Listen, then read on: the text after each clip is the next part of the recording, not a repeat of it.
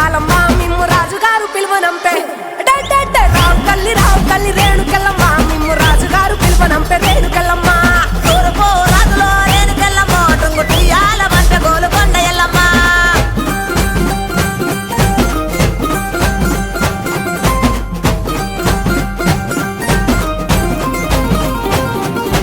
పుత్తడము రాజులో రేణుకెళ్ళమ్మ ముక్కు పుడకలే పంపె మావురాల ఎల్లమ్మ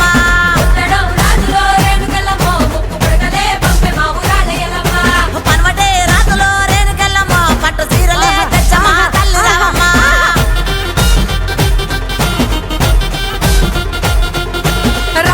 రావు తల్లి పోలేరమ్మా రావు తల్లి ఇంకా రావు తల్లి రేణుకెళ్ళమ్మ మిమ్ము రాజుగారు పిలువనంపే రేణుకెళ్ళమ్మ దంచడము రాజులో రేణుకెళ్ళమ్మ దండ కళ్యాణు మంత్రే కట్టమైసమ్మ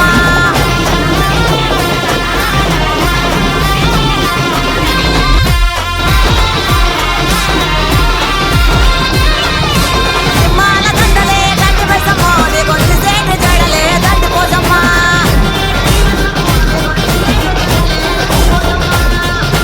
మాగోలు సీరలంట మంగానమ్మో నీకు గొడవ దాకా కోసులంట రేణుకెళ్ళమ్మ అందరికీ బోనాల పండుగ శుభాకాంక్షలు.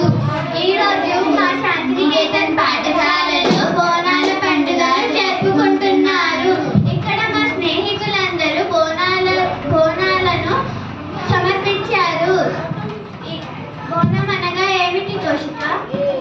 బోనం అనగా భోజనం లేదా నైవేద్యం అని అర్థం. ఇది అమ్మవారికి సమర్పిస్తారు. ఒక కొత్త కుండను తీసుకొని దానికి పసుపు కుంకుమలతో బొట్లు పెట్టి అన్నం వండి కుండలో పెడతారు. వేపాకులు కట్టి పైన దీపాలు వెలిగించి ఊరేగింపుగా వచ్చి అమ్మవారికి సమర్పిస్తారు.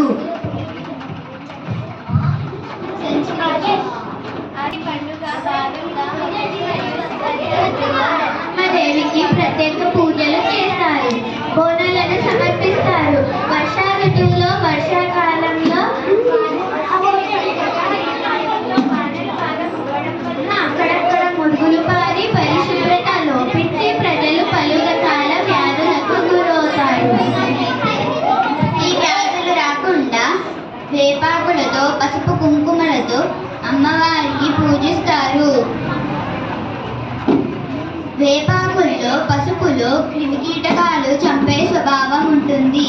ఈ విధంగా బోనాలను సమర్పించడం వల్ల అమ్మవారు శాంతించి అంటువ్యాధులు రాకుండా కాపాడతారని భక్తుల విశ్వాసం. ఆషాఢ మాసంలో జరిగే పండుగ ఆషాఢ మాసంలో దేవి తమ పుట్టింటికి వెళ్తుందని భక్తుల నమ్మకం. భక్తులు దేవి తమ ఇంటికి వచ్చిందని భావనతో భక్తి శ్రద్ధలతో బోనాలను ఆహార నైవేద్యంగా సమర్పిస్తారు. ఈ పండుగ గోల్కొండలోని ఎల్లమ్మ ఆలయంలో, సికింద్రాబాద్లో ఉజ్జయిన్ మహాకాళి ఆలయంలో మరియు లాల్ దర్వాజా సింహవాహిని ఆలయాల్లో పోతరాజుడు సిద్ధాలతో పండుగ చేసుకుంటారు.